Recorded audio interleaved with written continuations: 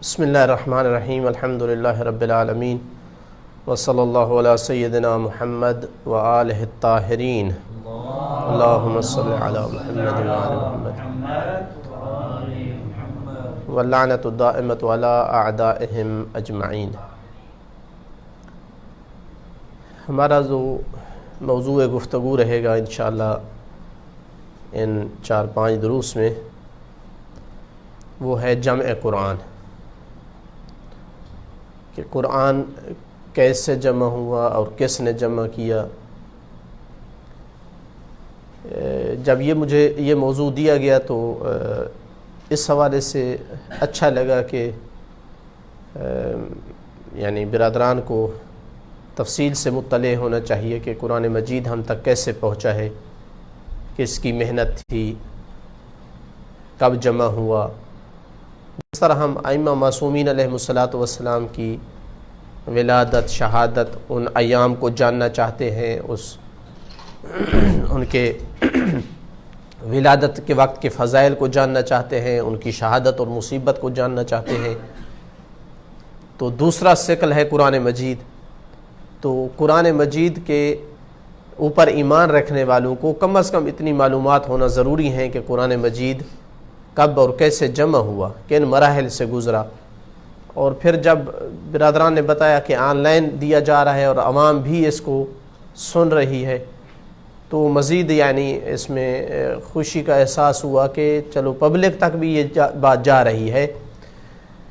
حق یہ بنتا تھا اگر ہم واقعاً اہل قرآن ہیں اور قرآن پر ایمان رکھتے ہیں، اسے کتاب سمجھتے ہیں، تو حق یہ تھا کہ ہمارے ہر بچے کو یہ معلومات ہونی چاہیے تھی کہ قرآن مجید کیسے ہم تک پہنچا ہے۔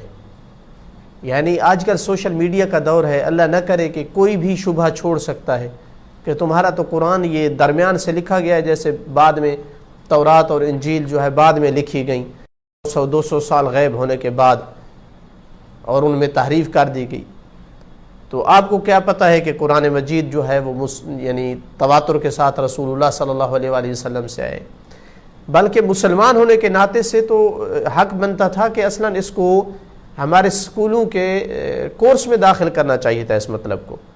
یعنی افسوس کے ساتھ کہ یا تو اصلاً رکھا نہیں گیا یا رکھا گیا ہے تو اس انداز کے ساتھ کہ سارا جو ہے وہ کریڈٹ کسی اور کو دیا گیا ہے اس میں، اور گویا کہ ان کا امت اسلامیہ پر ایسا احسان ظاہر کیا گیا ہے کہ اگر فلاں نہ ہوتے تو یہ قرآن ہم تک نہ آتا اور پتہ نہیں قرآن کہاں جاتا، اور گویا ایاز باللہ رسول اللہ صلی اللہ علیہ وسلم نے تقصیر کی تھی، اگر فلاں نہ ہوتے تو قرآن مجید تو ضائع ہو جاتا اور ہم تک نہ پہنچتا۔ کوئی ایسی بات نہیں ہے۔ اتنا انتہائی ناقص آراء، ناقص قسم کی روایات کو مبنی بنا کر وہ کورس میں دیا گیا ہے بعض کتابوں میں۔ علی کل انشاءاللہ ہم کوشش کریں گے کہ اس موضوع پر ان اپنے 5 دروس میں تفصیل سے گفتگو ہو۔ تو ہمارا موضوع جو ہے، موضوع گفتگو، وہ ہے جمع قرآن۔ اس حوالے سے جو سوال ذہن میں آتے ہیں وہ یہ ہے کہ جمع کس دور میں ہوا ہے اور کس نے کیا ہے اور کس طرح سے کیا ہے۔ اس بات کو سمجھنے کے لیے، ان سوالوں کے جواب کو سمجھنے کے لیے ضروری ہے کہ ہم 2 مطلب تمہیداً ذکر کریں۔ وہ تمہیدی مطلب واضح نہ ہو تو یہ بحث صحیح معنی میں کلیئر نہیں ہوگی۔ پہلا مطلب یہ ہے کہ قرآن مجید کتنے مراحل سے گزرا ہے۔ ان تمام مراحل کو بندہ نگاہ میں رکھے۔ جو متفق علیہ مراحل ہیں ان کو سمجھنے کے بعد جو مرحلہ محل اختلاف رہ جائے اس پر پھر بندہ بحث کرے کہ ہمارا اختلاف کس مطلب میں ہے۔ اور دوسرا مطلب تمہیدی یہ ہوگا کہ جمع قرآن جب کہا جاتا ہے تو اس کے کتنے معنی مراد لیے جا سکتے ہیں۔ جو پہلا مطلب ہے کہ قرآن جو ہے کتنے مراحل سے گزرا ہے۔ پہلا مرحلہ قرآن کا ہے وحی کا نازل ہونا رسول اکرم صلی اللہ علیہ وآلہ وسلم پر، اس میں کوئی شک و شبہ نہیں کر سکتا ہے کہ انتہائی امانت کے ساتھ جبرائیل لے کر کے آیا اور رسول اکرم صلی اللہ علیہ وآلہ وسلم کے سینے میں محفوظ کیا۔ اس میں کوئی بھی مسلمان ہونے کے ناطے سے شک نہیں کرتا، حتیٰ جو عصمت انبیاء میں امامیہ کے ساتھ اختلاف کرتے ہیں وہ بھی اس مرحلے میں نہیں کرتے، اس مرحلے میں وہ رسول اکرم صلی اللہ علیہ وآلہ وسلم کو معصوم قرار دیتے ہیں کہ قرآن میں ان کو نسیان نہیں ہو سکتا، جو کچھ جبرائیل لے کر کے آیا ویسے ہی محفوظ ہو گیا، کوئی اس میں تبدیلی نہیں ہوئی۔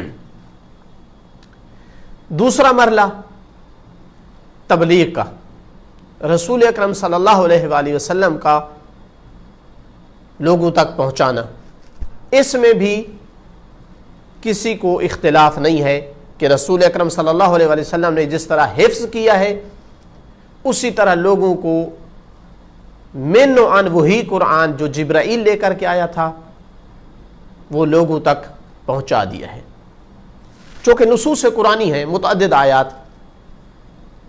سنقرئک فلا تنسى، ہم تجھے پڑھائیں گے تو نہیں بھولے گا، تو اسلام سے خارج ہو جاتا ہے وہ آدمی جو یہ شک کرنے لگے کہ شاید رسول اکرم صلی اللہ علیہ وآلہ وسلم قرآن بھول جاتے تھے یا بیان کرتے ہوئے ان کو جس طرح دوسرے حافظ بعض لقمے کے محتاج ہوتے ہیں کہ دوسرا ساتھ اس کو بتائے، یا کئی آیتیں چھوڑ کر چلے جاتے ہیں کہ ایاز باللہ رسول اکرم صلی اللہ علیہ وسلم کو بھی یہ کوئی صورتحال پیش آتی تھی۔ قطعاً ایسا نہیں ہے، ایک آدھی اسرائیلی روایات ہمارے اہل سنت بھائیوں کی کتابوں میں گزر آئی ہے، لیکن محققین ان کو ریجیکٹ کرتے ہیں کہ وہ قرآن پڑھتے پڑھتے ایک دفعہ جو ہے نا بتوں کی مدح و ثنائی شروع کر دی تھی، تلک الغرانیق العلا، اس طرح کی، تو وہ اسرائیلیات ہیں، مکذوبات میں سے ہیں، وہ خود ان کی تکذیب کرتے ہیں علماء اہل سنت۔ یہ دو مرحلے کلیئر ہو گئے۔ تیسرا مرحلہ تھا سینوں میں حفظ کرنا مسلمانوں کا۔ اجماع امت مسلم ہے اس پر کہ قرآن جوں نازل ہو رہا تھا ویسے ویسے نبی سناتے جا رہے تھے اور ویسے ویسے ہی صحابہ حفظ کرتے چلے جا رہے تھے۔ کئی ایک صحابہ نے قرآن کو حفظ کیا ہوا تھا، پورے کے پورے قرآن کو، اس پر بھی متعدد روایات، دسیوں روایات ہیں۔ اب ہم ایک ایک چیز پر ٹھہرتے ہیں تو بات لمبی ہوتی ہے، یہ چونکہ مسلم چیزیں ہیں اس لیے میں ان پر زیادہ توقف نہیں کروں گا کہ کئی ایک صحابہ نے پورے کے پورے قرآن کو حفظ کیا ہوا تھا اور کچھ صحابہ نے کچھ اجزاء کو حفظ کیا ہوا تھا۔ تیسرا مرحلہ تھا قرآن کا، چوتھا مرحلہ کتابت کا۔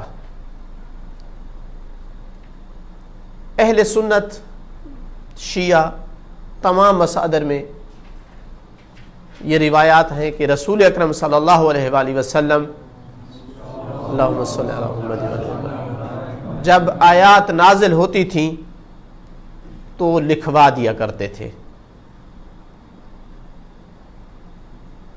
باقاعدہ کتاب کے نام آئے ہیں جو وہی لکھنے والے تھے، ان میں کچھ مشترک ہیں جن کو تمام مانتے ہیں، کچھ جو ہے وہ اختلاف کے ساتھ، مثلا علی علیہ الصلوۃ والسلام، ابی بن کعب، زید بن ثابت، یہ 3-4 نام ہر کوئی انہیں مانتا ہے کہ یہ کتاب وحی تھے۔ باقی کچھ نام اضافی لکھے گئے ہیں، 5-7 نام، ان کی حقیقت یہ ہے کہ وہ کتاب تھے مگر کتاب وحی نہیں تھے، بعض کو خلط ہوا ہے، یہاں مکس کیا ہے۔ رسول اکرم صلی اللہ علیہ وآلہ وسلم صرف کتابت وحی کے لیے کاتب کی ضرورت نہیں تھی انہیں، وہ بہت سارے حساب و کتاب بھی لکھواتے تھے، دوسرے شخصیات کو خط بھی لکھواتے تھے، کئی چیزیں لکھنی ہوتی تھیں۔ بعض کتابوں میں باقاعدہ تفصیل دی گئی ہے کہ فلاں فلاں کاتب وحی کے لیے تھے، فلاں کاتب دیوان وغیرہ لکھتا تھا، فلاں کاتب خطوط لکھتا تھا، فلاں کاتب یہ لکھتا تھا۔ بہرحال چونکہ یہ بھی ہماری بحث موضوع نہیں ہے کہ کاتب وحی کون تھے، لیکن فی الجملہ یہ بھی مسلمات میں سے ہے کہ وحی لکھی جاتی تھی، یہ محل اختلاف نہیں ہے کہ وحی لکھی جاتی تھی۔ یہ مرحلہ متفق علیہ ہے۔ اس کے بعد اگلا مطلب قرآن کا مرحلہ وہ ہے کس پر لکھتے تھے، اس پہ اشارہ کرتا چلوں کہ کاتب کس پر لکھتے تھے اس وقت، تاکہ اندازہ ہو کہ قرآن کیسے پہنچا ہے ہمارے پاس۔ جو چیزیں لکھی گئی ہیں نا جن پر قرآن لکھا جاتا تھا، ان میں رقاع یعنی درخت کا چھلکا، ہمارے بچوں کو پتہ ہی نہیں ہوگا کہ قرآن کس پہ لکھا جاتا تھا، شاید سمجھے کہ قرآن جو ہے کاغذ قلم ہوتے تھے اور ان پر لکھا جاتا تھا۔ رقاع درخت کے چھلکے پہ لکھا جاتا۔ لخاف، بعض کتابوں میں لحاف ہے، کلمہ لحاف نہیں لخاف ہے، کے ساتھ یہ ایک پتھر ہوتا تھا جس کا ایک سائڈ جو ہے چپٹا ہوتا تھا، اس پر لکھا جاتا تھا۔ اکتاف، یہ جو حیوان کا ہوتا ہے نا بازو یا پاؤں کا یہ جگہ جو کندھے کی طرح ہوتی ہے، ایک چپٹی سی جگہ ہوتی ہے ہڈی کی، اس پر لکھا جاتا تھا۔ العصب، یہ ایسی ہڈی تھی جو شاخ کی طرح لمبی ہڈی ہوتی ہے، لمبی لمبی ہڈیاں حیوانوں کے جسموں کے اندر ہوتی ہیں، اس پر لکھا جاتا تھا۔ ریشم کہیں سے مل جاتا تھا، اس پہ بھی لکھتے تھے، اگرچہ اتنا زیادہ وافر نہیں ہوتا تھا اس وقت، ریشم طبیعی ریشم ہوتا تھا، یہ مصنوعی ریشم نہیں ہوتا تھا۔ ایک شزاد نامی لکڑی ہے، یہ بھی لکڑی کی ایک قسم ہے، اس پہ لکھا جاتا تھا۔ یہ چیزیں تھیں عام طور پر جن پر قرآن لکھا جاتا تھا، چونکہ یہی چیزیں دستیاب تھیں، کاغذ کا دستیاب ہونا نادر تھا اس وقت۔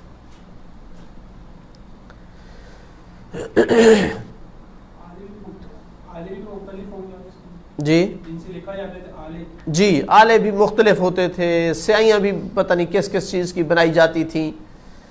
جی بہرحال زیادہ جو مشکل تھی وہ یہ کاغذ والی تھی، سیائی وغیرہ بنانا کوئی اتنا بڑا مشکل کام اس دور میں بھی نہیں تھا، قلم بھی کسی لکڑی سے بھی بنائی جا سکتی تھی۔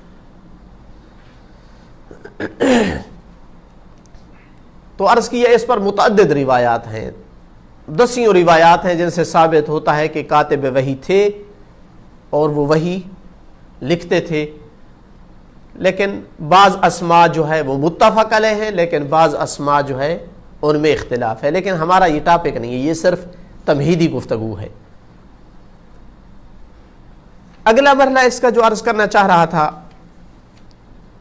قرآن مجید کا، میں تقسیم کرنا اور آیات کو ترتیب دینا اور ان کو سورتوں میں ڈیوائیڈ کرنا، یہ کام کب ہوا اور کس نے کیا؟ کہیں پر ہمیں صفحے کی آیت نظر آتی ہے، کہیں پر مدھامتان آیت ہے، تو کس نے تقسیم کیا آیات میں؟ آیت ایک سطر کی ہے، کہیں 2 سطروں کی ہے، کہیں 3 سطور کی ہے، یہ کس نے کی؟ یہ ایک چیز، ان کو رکھا کس نے کہ یہ آیت آگے ہو اور یہ پیچھے ہو، الحمدللہ رب العالمین پہلے ہو اور الرحمن الرحیم بعد میں ہو، اور غیر المغضوب علیہم ولا الضالین آخر پہ ہو؟ ان آیات کی ترتیب کس نے دی اور ان کو سورتوں میں تقسیم کس نے کیا؟ کہ سورہ مثلا فاتحہ میں اتنی آیتیں ہیں، سورہ بقرہ میں اتنی آیتیں ہیں، 286 آیتوں والی بھی سورت ہے اور 3 آیات والی بھی سورت ہے. یہ کس نے کیا؟ دسیوں روایات اور ادلہ ہیں اس پر کہ یہ رسول اکرم صلی اللہ علیہ وآلہ وسلم ہی نے کیا اور اللہ کے حکم سے کیا. یہ کام کسی اور نے نہیں کیا اور نہ ہی اس کے بس کی بات تھی. سب سے پہلی بات، اگر ہمارے جیسے کرتے تو کیا خیال ہے کہ آیات کو کیسے تقسیم کرتے؟ برابر کرتے. یعنی کوئی ہمارے ذہن میں تو کوئی سبب نہیں آتا کہ 286 آیات کی بھی سورت بنا دیں اور ادھر سے 3 آیات کی. تو ہم حروف کو جمع کرتے، ان کو تقسیم کرتے، ان کی آیات بناتے. پھر آیت کے لفظ بھی ایسا نہیں کہ ایک صفحے کی آیت اور ایک مدھامتان کی آیت، پھر ان حروف کو بھی برابر ایک سطر کی آیت بناتے یا 2 سطروں کی بناتے، کوئی اس طرح کا حساب اور میرٹ بناتے. ایسا ہے یا نہیں؟ اچھا، تقدیم و تاخیر کرنی ہوتی تو پتہ نہیں ہمارا کتنا عرصہ لگتا اور کتنے اختلافات ہوتے کہ کس آیت کو کہاں رکھنا ہے اور کس آیت کو کہاں رکھنا ہے، فاتحہ کہاں سے شروع کرنی ہے، کس آیت پہ ختم کرنی ہے. اصلاً ممکن نہیں تھا ہمارے لیے. ہوتا تو شاید اسی پر ہی ہم ایک دوسرے کے گریبان پکڑتے اور ہماری جنگیں ہوتی. کوئی کہتا یہ غلط کر رہے اور کوئی کہتا کہ یہ غلط کر رہے. تو میرے خیال میں یہی بات ہی، کسی روایت کی ضرورت ہی نہیں ہے. یہی بات کافی ہے کہ آیتوں کی جو ترتیب ہے، آیتوں کی جو تقسیم ہے اور جو صورتوں میں تقسیم ہے، یہ جو ہوئی پڑی ہے ہمیں اس کی سمجھ نہیں آتی، چہ جائے کہ ہم اس طرح سے کرتے. ابھی تک ہمیں سمجھ نہیں آئی کہ یہ کیوں ایسی ہوئی ہے. کوئی بتا سکتا ہے کہ الحمدللہ رب العالمین الرحمن الرحیم پہلے ہی آئے اور غیر المغضوب علیہم ولا الضالین آخر میں کیوں آئے؟ یا سورہ بقرہ کی آخری آیت آخر پہ کیوں آئے، شروع میں کیوں نہیں ہے؟ کوئی نہیں بتا سکتا. مدھامتان علیحدہ کیوں آیت ہے؟ نہیں بتا سکتے. تو جو تقسیم ہوئی پڑی ہے قرآن میں، ہم اس کو نہیں سمجھ سکتے تو کیسے دعویٰ کریں کہ یہ ہم نے یہ کام کیا ہے، ہمارے جیسے لوگوں نے کیا ہے. لیکن اس کے مزید یعنی اس کی یقین دہانی کرانے کے لیے کچھ مزید چیزیں عرض کرتا چلوں کہ قرآن پاک معجزہ ہے. ایسا ہے یا نہیں؟ معجزہ ہے. اس کے معجزہ ہونے میں آیات کی تقسیم بندی، آیات کی ترتیب، اس کو دخل ہے یا نہیں ہے؟ ایک کلام پہلے، ایک کلام بعد میں، یہاں رکنا ہے، یہاں سے سٹارٹ کرنا ہے، اس کو دخل ہے معجزے ہونے میں یا نہیں؟ دخل ہے.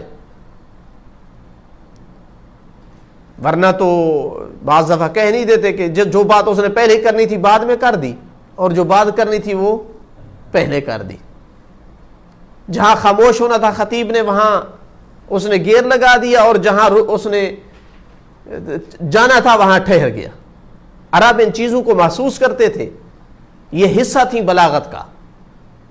تو خود قرآن مجید کا معجزہ ہونا بھی دلیل ہے کہ آیتوں کی ترتیب اور تقسیم یہ کسی اور آدمی کا کام نہیں، یہ جس نے قرآن نازل کیا ہے اسی ہی نے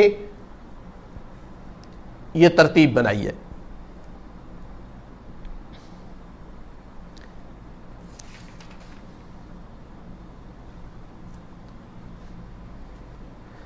آپ ایک تیسری چیز عرض کروں، یہ جو حروف مقطعات ہیں ان کی طرف کبھی توجہ کی ہے؟ یہ بعض جگہ آیت کا جز ہیں، بعض جگہ علیحدہ آیت ہیں. ہمارا کام ہوتا تو ہم کسی ایک طریقے پہ کرتے ہیں. مثلا الف لام میم، یاسین، حامیم، یہ علیحدہ آیات ہیں، جبکہ قاف، نون، الف لام را، الف لام میم را، ان کو علیحدہ آیت شمار نہیں کیا ہے. یہ بھی ایک دلیل ہے کہ آیتوں میں تقسیم بندی یہ ہماری طرف سے نہیں ہے.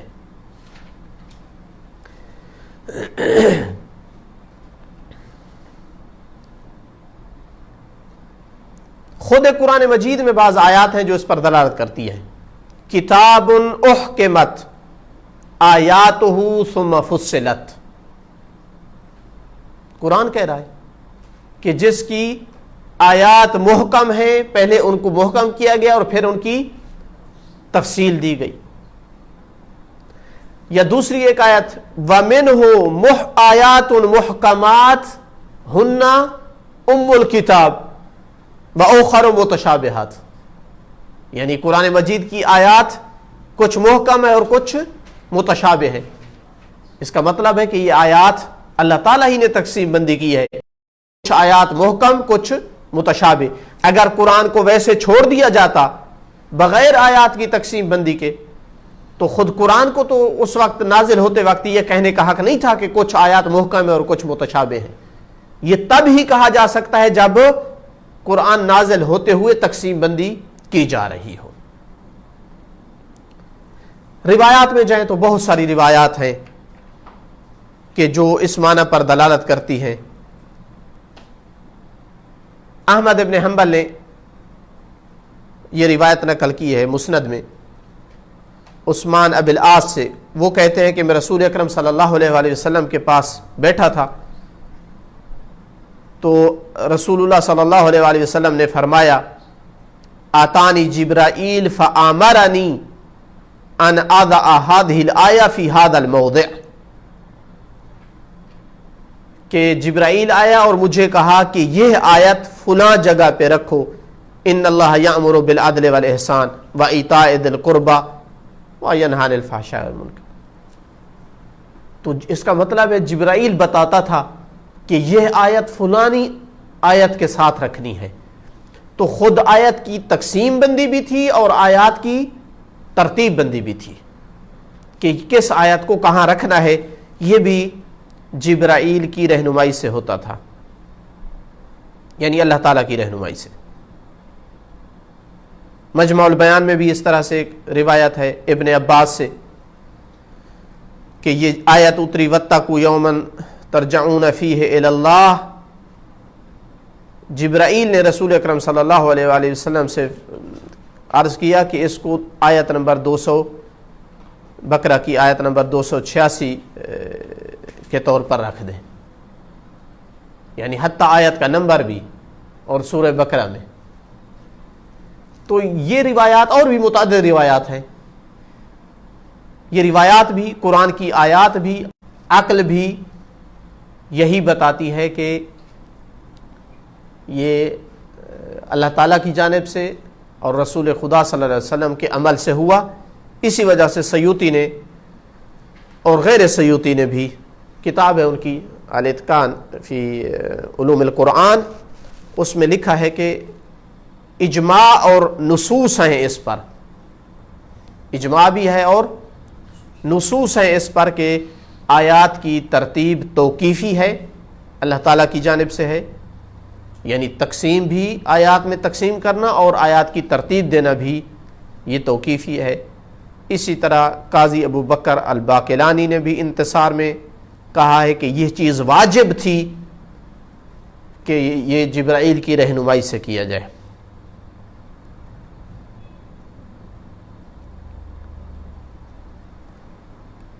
اور جو آیات کی فضائل ہیں وہ بھی اسی بات کے پر دلیل ہیں. کتنی آیات ایسی ہیں جن کے بارے میں کہا گیا فلاں آیت، مثلا آیت الکرسی جو پڑھے گا تو اس طرح سے ہوگا. اس کا مطلب آیات تھیں تو تب آیات کو موضوع بنایا جا رہا تھا کہ 50 آیات جو تلاوت کرتا ہے اس کو اتنا ثواب ہوگا ہر رات مثلا. تو آیات کو موضوع بنا کر کوئی حکم بھی اس پر، نبی پاک کا کوئی حکم بھی لاگو کرنا، یہ تب ہی اس کا کوئی معنی ہے جب آیات میں تقسیم بندی ہو چکی تھی۔ جہاں تک سورتوں میں تقسیم ہے آیات کا، تو اس میں بھی ضروری ہے کہ وہ تقسیم بندی سورتوں میں بھی اللہ تعالیٰ کی جانب سے ہو، کہ ایک سورت فاتحہ ہے اس میں اتنی آیتیں ہیں، ایک سورت بقرہ ہے اس میں اتنی آیتیں ہیں، فلاں سورت ہے اس میں اتنی آیت ہیں۔ چونکہ یہ تقسیم بھی ہمارے پاس میں نہیں تھی، اگر ہم کرتے تو بھی کوئی اور انداز ہوتا، یہ جو موجود طریقہ ہے یہ ہمارے سمجھ میں نہیں آتا ہے۔ اور روایات بھی اسی کی تائید کرتی ہیں کہ یہ اللہ تعالیٰ کی جانب سے تھا، بعض دلالت کرتی ہے۔ مثلا آیت مجیدہ ہے وَلَقَدْ أَتَيْنَاكَ سَبْعًا مِّنَ الْمَثَانِي وَالْقُرْآنِ الْعَظِيمِ۔ سبعًا من المثانی یہ سورہ فاتحہ مراد ہے، تو اس کا مطلب ہے کہ یہ سورہ فاتحہ اللہ تعالیٰ کی جانب سے تھی اور اس میں 7 آیات تھیں، سبعًا من المثانی۔ تو یہ صورتوں میں تقسیم اور ایک صورت میں کتنی آیات ہیں، یہ بھی رسول اکرم صلی اللہ علیہ وآلہ وسلم کی جانب سے تھا۔ روایات میں ہے کہ لکھنے والے جو کاتب تھے وہ کہتے تھے کہ جب بسم اللہ اترتی تھی تو ہمیں معلوم ہوتا تھا کہ پہلی سورت اینڈ ہو گئی ہے، تو ہر سورت کے ابتدا میں پہلے بسم اللہ اترتی تھی۔ یہ دلیل ہوتی تھی ان کے لیے کہ پہلی سورت ختم ہوئی ہے اور نئی سورت شروع ہوئی ہے۔ تو سورتوں میں تقسیم بندی جو ہے وہ بھی رسول اکرم صلی اللہ علیہ وآلہ وسلم کے دور سے ہی ہوئی ہے۔ اگر نہ ہوتی تو یقیناً اختلاف ہوتا مسلمانوں میں کہ ایک سورت میں کتنی آیتیں رکھیں، اس پر میٹنگیں ہوتی، اختلاف ہوتا، کوئی چیز نقل کی جاتی، لیکن کوئی آپ کو نہیں ملے گا اس طرح کا اختلاف کہ کوئی کہہ رہا ہو کہ ایک سورت میں 10 آیتیں رکھیں اور فلاں نے کہا رائے دی کہ 50 رکھتے ہیں اور چوتھے نے رائے دی کہ نہیں 80 آیتیں رکھتے ہیں۔ کوئی اس طرح کی بات نقل نہیں ہوئی۔ اس کا مطلب ہے کہ قضیہ محسوب تھا، یعنی اس میں کوئی اختلاف کی گنجائش نہیں تھی، پہلے سے سب کچھ جاہز اور تیار تھا۔ اسی وجہ سے احمد نے مسند میں، ابو داؤد نے، ترمذی نے، نسائی نے، حاکم نے کئی اسانید کے ساتھ اس طرح کی روایات نقل کی ہیں کہ رسول اکرم صلی اللہ علیہ وآلہ وسلم پر جب یعنی قرآن مجید نازل ہوتا تھا تو وہ خود فرماتے تھے کہ ان آیات کو فلاں صورت میں رکھ دو۔ بعض دفعہ یوں ہوتا تھا کہ ایک صورت اکٹھی نازل ہوتی تھی، اکٹھی سے مراد ہوئی ہے کہ جب سے نازل ہونا شروع ہوئی اس کے بعد جتنی آیتیں نازل ہوتی جا رہی ہیں اسی صورت کی ہے۔ بعض دفعہ درمیان میں کسی اور صورت کی آیات بھی نازل ہو جاتی تھی، تو رسول اکرم صلی اللہ علیہ وسلم فرماتے تھے کہ ان آیات کو فلاں صورت میں رکھنا ہے، اس صورت میں نہیں ہے۔ تو اس پر ان تمام مصادر والوں نے اس طرح کی روایات لکھی ہیں۔ یہ دلیل ہے کہ صورتوں میں تقسیم بھی قرآن مجید میں ہے، اور خود قرآن مجید میں بھی عرض کیا ہے کہ آیات ہیں جو دلالت کرتی ہیں کہ صورتوں میں تقسیم قرآن مجید کو صورتوں میں تقسیم بھی رسول اکرم صلی اللہ علیہ وسلم کے دور میں ہوا۔ اسی وجہ سے کفار کو جو چیلنج دیا اس میں ایک چیلنج یہ بھی تھا کہ فاتو بعشر صور من مثلہ، کہ 10 صورتیں لے آؤ اس جیسی۔ یہ 10 صورتیں موجود تھیں تو تب ہی قرآن یہ چیلنج دے رہا تھا۔ اسی طرح اور آیت میں ہے فَإِذَا أُنزِلَتْ سُورَةٌ، جب ایک سورت نازل ہوتی ہے۔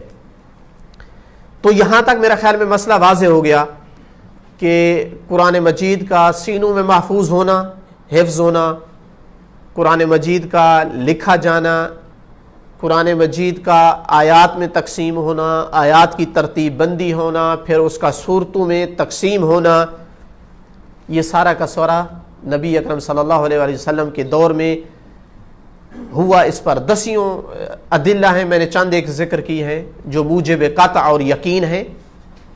باقی رہ گیا کہ خود صورتوں کی ترتیب کس نے دی، یہ چھوٹا سا مطلب ہے، اس کو ذکر کرنے کے بعد انشاءاللہ دوسرا مطلب بیان کریں گے کہ جمع، قرآن کے جمع کرنے کے کتنے معنی ہیں۔ اس کے بعد انشاءاللہ ہم اپنے اس ٹاپک پہ آئیں گے کہ اختلاف کا مورد کون سا جمع ہے اور اس میں صحیح قول کیا ہے انشاءاللہ یہ کل بیان کریں گے. والحمدللہ رب العالمین وصلی اللہ علی سیدنا محمد وآلہ الطاہرین. صلی علی محمد وآل محمد.